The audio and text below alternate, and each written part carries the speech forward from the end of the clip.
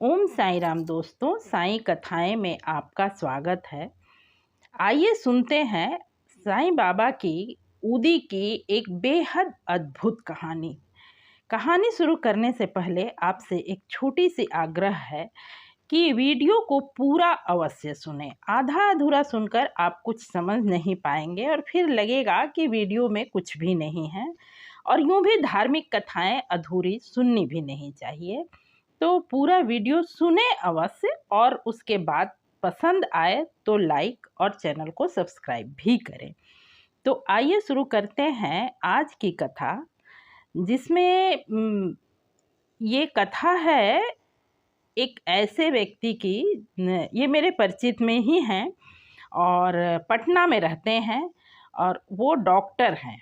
नाम है डॉक्टर नीरज कुमार।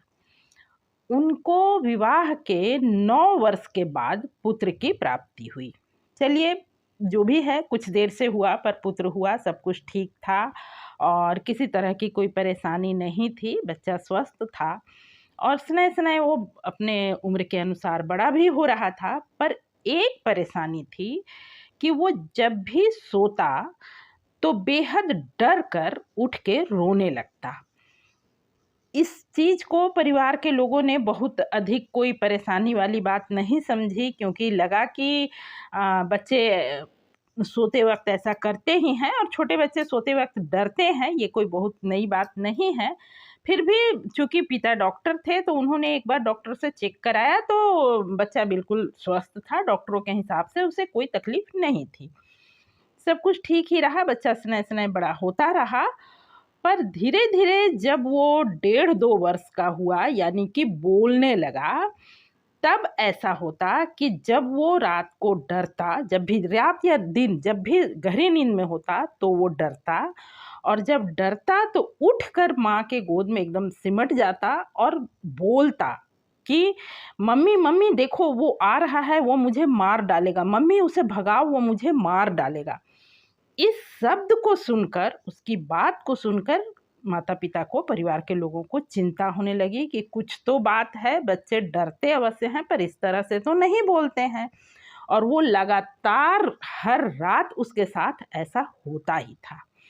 अब उन्हें चिंता हुई, उन्होंने डॉक्टरों को दिखाना शुरू किया। जाहिर सी बात है कि इसके लिए साइकास्टिक तरह के डॉक्टरों को दिखाना पड़ा। डॉक्टर ने वही कहा, मनोचिकित्सक विभाग जिसे कहते हैं, वहाँ लेके गए। डॉक्टरों ने चेक किया पर कोई ऐसी तकलीफ, कोई ऐसा बीमारी पकड़ में नहीं आ रहा था। पर वो होता है ना कि आप डॉक्टर के पास जाएंगे तो वो कुछ ना कुछ तो दवा देगा ही।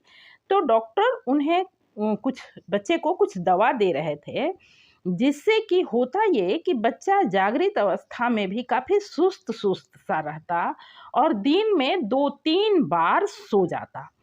पर होता वही कि फिर जब वो गहरे नींद में आता तो वो घटना होती ही, उस तरह की चीज़ें होती ही।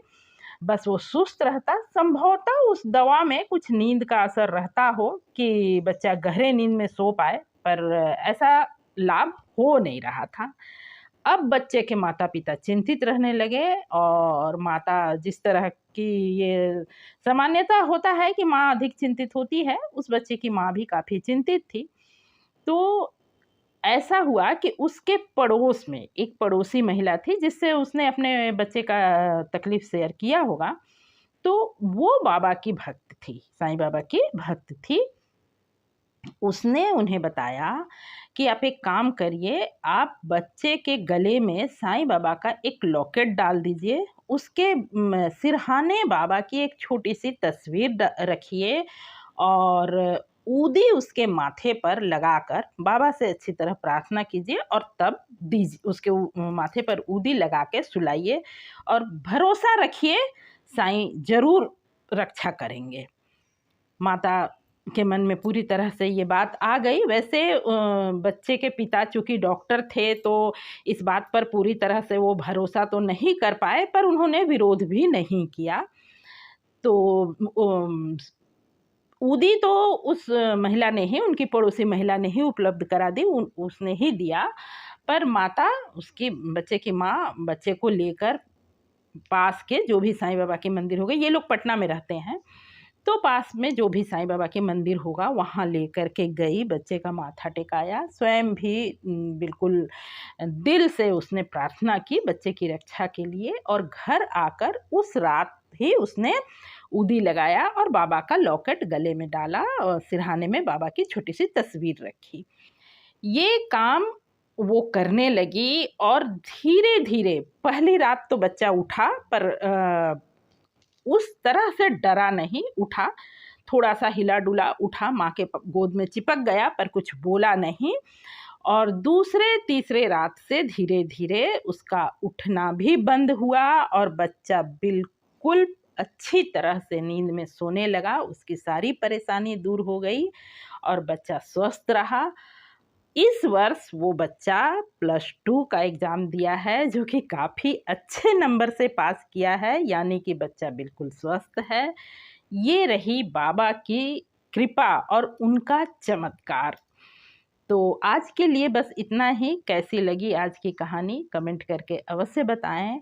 और ऐसी ही सच्ची, इस चैनल पर मैं बिल्कुल सच कहानी बताती हूँ, या तो कहीं से पढ़ी हुई या फिर सुनी हुई, या जिससे मैं स्वयं जानती हूँ। इन नीरज कुमार को मैं अच्छी तरह से जानती हूँ। तो ऐसे ही अच्छी और सच्ची कहानी सुनने के लिए आप इस चैनल को सब्सक्राइब करें। और आपने पूरा वीडियो सुना है, इसके लिए धन्यवाद। ओम साई राम, नमस्कार।